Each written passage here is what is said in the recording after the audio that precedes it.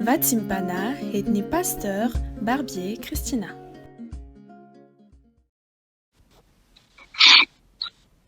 Kay vavaka sika riavana. Rainay io, mankasitraka mankatelina amin'izao tombonandro mbola omenao anay izao. Endreny fa mirapirata ny voninahitrao amin'ny fiainanay na dia tsy mendrika an'izany zahay ray malalo. No velominao trapamonjena no afahanao tamin'ny asany ratsy rehetra tamin'iny alisary-pahafatesana iny. Mankasitraka anao zahay ray malala amin'ny alalan'i Jesosy sy Kristy zanakao. Miondrika manoloana ny fahalebiazanao sy ny fahamasinanao. Midera ny fahatsaranao, mankalaza ary manome voninahitra ny anaranao masina. Masina Jehova tompony maro, heniky ny voninahany ny tany rehetra. Misaoran Jehova ry fanahiko ary zay rehetra atao anatiko, misaora ny anarany masina. Mankasitraka indrindra Jesosy, fahasoavanao tokoa nato izao anay. Tsy nohony ny fahamendreanay, tsy nohony ny fahatsaranay, tsy nohony ny fahalalana kely anananay, fa mbola indra fonao mbola nazahoanay ity tombonandro androany ity. Misaotra indrindra Jesosy, mamelany elokay mamindrafo aminay mpamonjy malalo. Esoa zay rehetra fampakopahotana, izay tsy namboleny tananao aty anatinay. Vao miposaka ny masoandro ianao ratsy ny fisainan'anjanak'olombelona. Hitanao zany, miarihary eo anatrehanao zany. Diovy amin'ny ranao sopamonjy andraisanay ny famelan-keloka felo amin'ny alalan'ny ranao soa. Iraho ny fanahinao masina kehitrindry. Iraho ny fanahinao mampahery anay.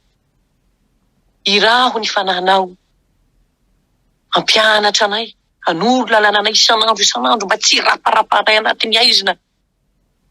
Zany tokoa ny tadiavin'ilay ratsy aminay, ny andavo anay, ny areraka anay, ny ampiravoravo-tanana anay, ny ampemotra anay, ny alanay aminao. Kanefa mbola manana ny teninao zay ankehitriny. Ka io zany teninao zany, hitondra fiainana ho aminay tsirairay avy. Misandraha tamin'ny avo indrindra mpamonjy, ny voninahitra ny dera sy laza ho anao rery any. Ry zanak'Andriamanitra, manaikitra ny fahotany izao tontolo izao. Amen.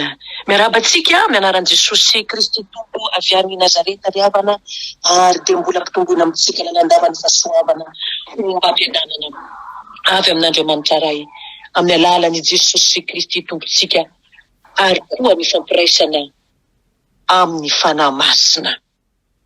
Ny zavatra rehetra dia hain'Andriamanitra. Zany ny fampahirezanao zanaina amintsika amin'izao maraina izao. Hosokafantsika ny Baiboly, filazantsara ny Kristy Jesosy, nosoratan'ny Marka toko 10:17. Marque chapitre 10 verset 27. Rehefa hita izany, vakina amin'ny anaran'ny Tompo. Fa Jesosy nijery azy ka nanao hoe, raha amin'ny olona dia zavatra tsy hainy zany, fa tsy mba tahaka an'izany amin'Andriamanitra. Fa ny zavatra rehetra dia hain'Andriamanitra. Amen. Ray masonao, manamasinanay amin'ny fahamarinana, ny teninao no fahamarinana.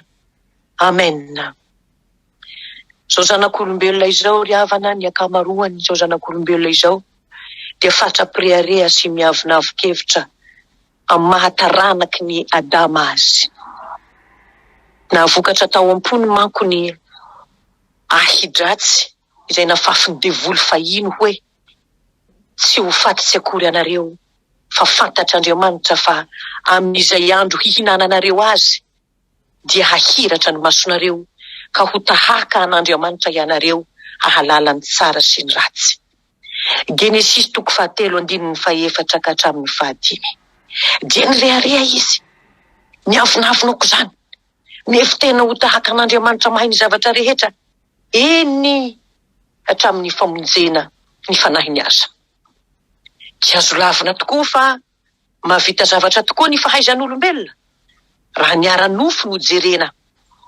Fa angamba mety ho azo natao tokoa ny mitsangatsangana eny amin'ny volana sy ny kintana sy ny zavatra mahagaga maro samihafa rehetra.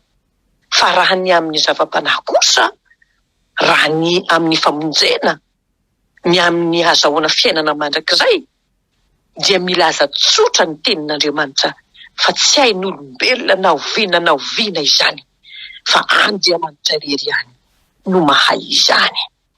Alohan'izao tantara izao na tonga ny Jesosy ny teny an'izao teny izao, dia ampatsahivina tsika kely fohifohy ny tantara niseho teo aloha. Nisy tovolahy mpanan-karena anankiray. Eo amin'ny heriny sy eo amin'ny fahakingan-tsaina ny feno zany tovolahy izany. Mpivavaka tsara izy, raha toetra ivelany no jerena izany, satria natandrina ny lalàna izy momba n'izany fitiavanamana izany. Izany no ambarany tantara eto, ka dia nanantona ny Jesosy izy. Nanantona azy izay tokony hataony mba handovany ny fiainana mandrakizay. Natoko tena fatratra izy, fa ho ainy sy azony atao tsara ny miezaka ahazo ny fiainana mandrakizay. Kanto, indrisy anefa, ny zavatra iray loha no nahadiso azy. Fatra-pitiarena loatra izy ty, ka tsy nahatanteraka ilay didy lehibe sady voalohany lazay ny soratra masina hoe tiava Jehovah Andriamanitrao amin'ny fonao rehetra sy ny fananao rehetra ary ny sainao rehetra. Ny arena manko no nambabo ny fony. Io no naka ny toeran'Andriamanitra tao anatiny ary dia voafitaka izy. Ka dia tonga sampy izany tsy fony indrindra tamin'ny fiainany, ka dia analeo ny tanteraka nandao ny fiainana mandrakizay. Niala tamin'ny alahelo izy, hoy ny tantara. Mafy ny faratenin'i Jesosy tamin'ny mpianany hoe, araka ny voalazany 5:20 any, manao zao, ary Jesosy nijerina mididina ka nanao tamin'ny mpianany hoe, manao ahoana ny asarotry ny idiran'ny mpanan-karena amin'ny fanjakany lanitra? Eny, sarotra tokoa ny idiran'ny mpanan-karena amin'ny fanjakany lanitra izay tsy manana an Jehovah, tsy manana an Jesosy. Tsy arena no ratsy, fa ny fitiavam-bola hoy ny bokin'ny Timoty no fototry ny ratsy rehetra. Dia matoky izany izy, ary dia miraiki-po amin'izany, ary dia milomano amin'izany fitiavam-bola izany, ka tonga andevony izany vola izany, dia manadino tanteraka an'Andriamanitra izay nanome azy izany, ka tsy misalasala kory ny teny hoe, ry fanahy eo, manana fananana be voatahiry ao amin'ny taona maro ianao, mitsahara, mihinana, misotroa, mifalia. Hoy Lioka 12:20. Nahafoy an'Andriamanitra mpanome ny fiainana mandrakizay anefa izy, ka mivarimbarina ho amin'ny fahafatesana mandrakizay. Hoy ny fantaniana, iza ndray novonjena ary, hoy ny mpianatra Jesosy, raha ny mpanan-karena no tsy tafiditra amin'ny fanjakan'Andriamanitra. Raha amin'ny olona hoy Jesosy, dia zavatra tsy hainy izany, fa tsy tahaka izany ozy amin'Andriamanitra. Fa ny zavatra rehetra hoy izy ny 7:20 no vakitsika teo, dia hain'Andriamanitra. Ny hevitr'olombelona manko dia manandratra mandrakariva ny herin'ny tena, ny fahaizana, ny voninahitra, ny fahefana, ny vola sy arena no mahavita zavatra, tsy amin'ny ara-nofo ihany, fa enina dia amin'ny ara-panahy koa aza. Zany no atao hoe fahendren'olombelona, fa kosa fahadalana eo anatrehan'Andriamanitra izany, tsy mahay mamonjy tena ny olombelona ry havako. Andriamanitra kosa no mahay ny zavatra rehetra indrindra fa momba ny famonjena, ary efa nanao sy nahavita izany famonjena izany amin'ny alalan'i Jesosy Kristy Tompo izy. Vita ny famonjena, efa vita ny famonjena. Hoy Jesosy ary tamin'ilay zatovo, araka ny tantara teo, izay naniry nandova ny fiainana mandrakizay, amidio ny fanananao, ka omeo ny malahelo, dia hanana rakitra any an-danitra ianao, ary avia hanarakahay. Izany teny izany tsy mampianatra ny fahafoizan-teny sy ny fahafoizan-karena sy ny fanaovan-tsoa ho fahamendrehana manokana idirana ao amin'ny fanjakan'Andriamanitra tsia fa fantatry Jesosy kosa satria mijery azy tsara izy ka tia azy araka ny tantara. Fa ny arena no vatony sakana ity tovolahy ity tsy ho mpanaraka ny Jesosy intsony.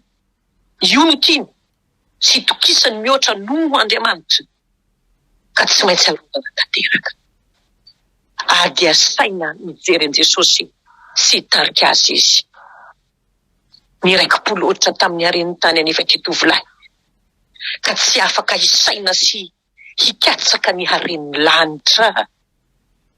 Diso zavatra iray loha izy, diso lalana tanteraka izy, tsy nahazo fiainana mandrakizay izay nireny ho azo.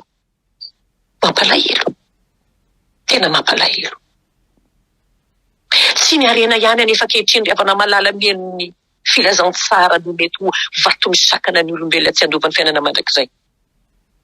Fa ny zavatra rehetra izay tiany sy ny fikirany mafy mihoatra noho Andriamanitra.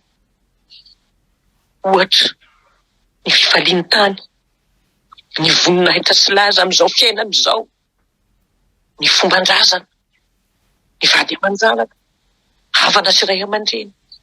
Eny, na ny aina ara-nofo aza. Azany na tonga ny matio ny laza fa inona moa no soa azony olona raha mahazo izao tontolo izao izy kanefa very ny ainy. Fa izay mahavery ny ainy noho ny amiko i Jesosy no hiaro izany ho amin'ny fiainana mandrakizay. Matio 5:25. Andriamanitra ry havana no mahay ny zavatra rehetra momba ny famonjena. Vita ny tao amin'ny Jesosy Kristy izany famonjena izany averina indray. Ary nomeny maimaim-poana mandraka ankehitriny ho amin'izay mino azy sy te hanara-dia azo marina tokoa. Fa hoy Jesosy mantsy, izao no lalana sy fahamarinana ary ny fiainana. Jona 4:25. Izy ihany no fahazavany ainy. Izay manaraka azy tsy ho diso lalana fa ho tody soa tsara any amin'izay fiainana mandrakizay izany. Afaka tariny izao filazantsara izao isika hanetry tena tanteraka ao ambanin'ny tana maherin'Andriamanitra mba tsy hijery ny tenantsika na ny fahaizantsika na ny herintsika fa tsy mahavita na inona ao amin'ny famonjena izany, ny famonjena ny fanahitsika. Tariny izao tenin'Andriamanitra izao sika handiny tena fantatra ka hamantatra tsara amin'ny alalan'izao tenin'Andriamanitra sy ny fiasan'ny fanahy masina amin'ny alalan'izao teny izao. Izay vato misakana antsika tsirairay avy tsy handova ny fanjakan'Andriamanitra. Ary dia ampirisihana fatratra isika hanana fandavan-tena handrodana izany vato misakana izany, na dia tsy fohitsika aza, na dia fikiritsika mafy aza, na dia hamamilitsika loatra aza, ka hitodika amin'ny Jesosy Kristy irery ihany, hanaraka sy hino azy ho tompo sy mpamonjy ny fiainantsika. Fa Kristy voaomby tamin'ny azo fijaliana no herin'Andriamanitra sy fahendren'Andriamanitra mamonjy izao tontolo izao. Hoy Paoly Korintianina 1:2-4. Ao amin'ny Jesosy irery ihany tsy misy afa-tsy ao ihany no amonjen'Andriamanitra izay rehetra mino azy, na mahantra io, na manan-karena io, na fotsoditra io, na mainty-hoditra io, na avy aiza na avy aiza. Fa fiainana mandrakizay no omen'Andriamanitra antsika ary ao amin'ny zanaka irery ihany izany fiainana izany. Jona 1:5-10. Hain'Andriamanitra ny zavatra rehetra. Ao amin'Andriamanitra ny zavatra rehetra. Andriamanitra irery ihany amin'ny alalan'i Kristy Jesosy irery ihany no azahoantsika ny tena fiainana ary fiainana mandrakizay. fa toy izao ny tiavan'Andriamanitra izao tontolo izao. Nomeny ny zanan'ilay tokana mba tsy hisy very zay rehetra mino azy fa hanana ny fiainana mandrakizay.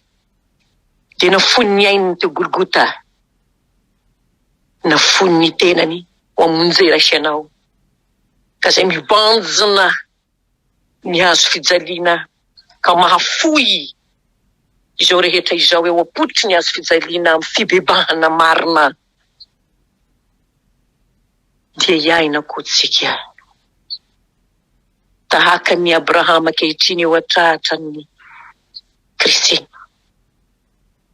tahaka n'ireo olom-boa avotra rehetra, tahaka n'ireo olom-boa vonjy miadana mandrakizay eo akaikin'ny Tompo.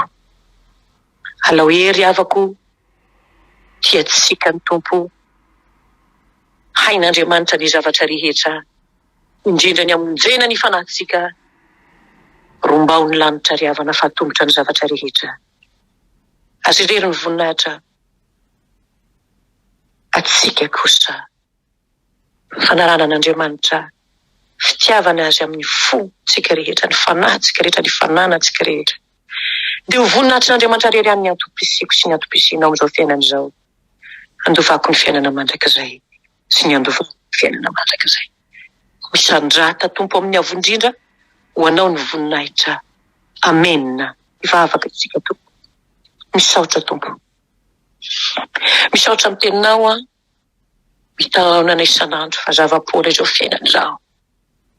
Tsinontsinona izao fiainana izao. Olo lazainao koa fa feno arefesina sy kalalao manimba.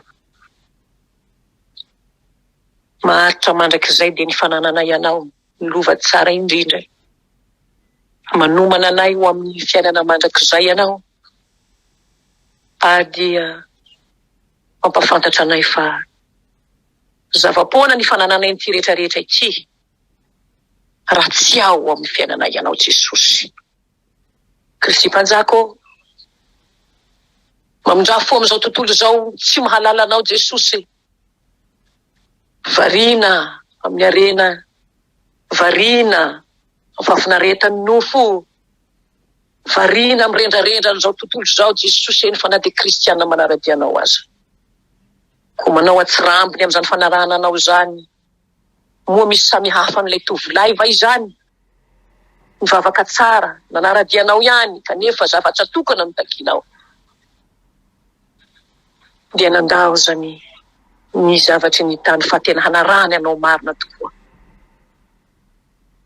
Ny fahafoizany izany rehetrarehetra izany dia nala elo izy, niala taminao. Betsaka koa ankehitriny miemitra amin'ny finoana. Betsaka koa ankehitriny Jesosy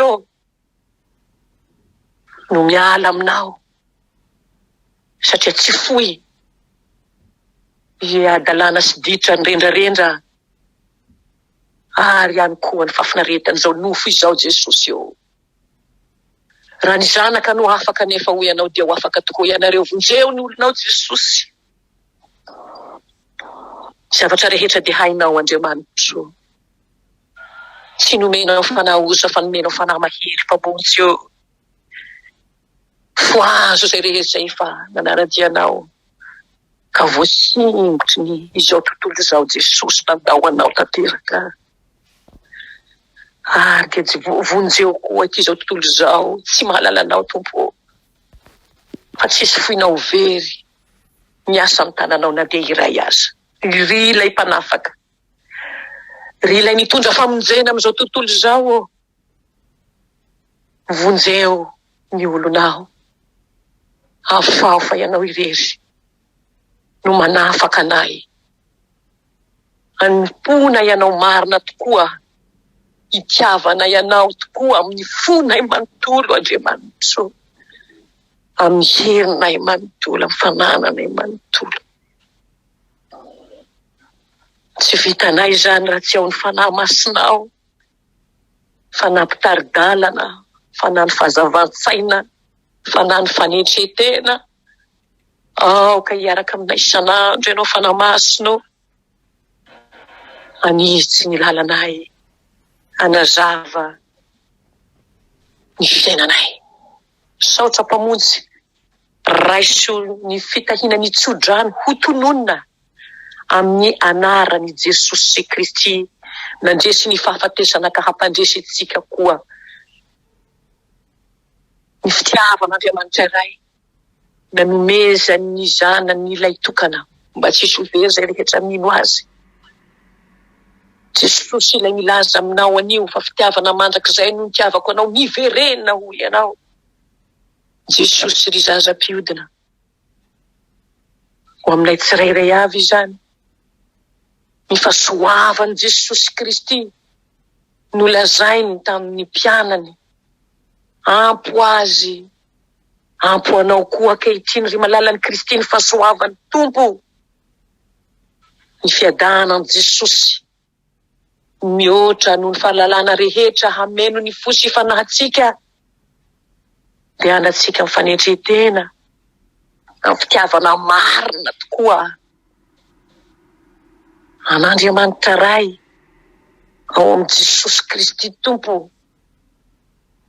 Aza ny fitiavan'i Jesosy izany ameno ny fanahintsika tsirairay avy, ka hoy ny Tompo hoe fiadanako ny ameko anareo. Izany fiadanan'i Jesosy izany taridalana ny foditsika isan'andro isan'andro. Fiadanako no avelako anareo, hoy ny Tompo. Tianao ny Tompo, misaotra Jesosy, anao ny aja, anao ny dera, ny voninahitra, ny hery, ny dera sy laza mandraka izay. Ho anay kosa ny fibebana, ny fiverenana aminao isan'andro, ara-panafoizana n'izao tontolo izao. Aleluia. Amen.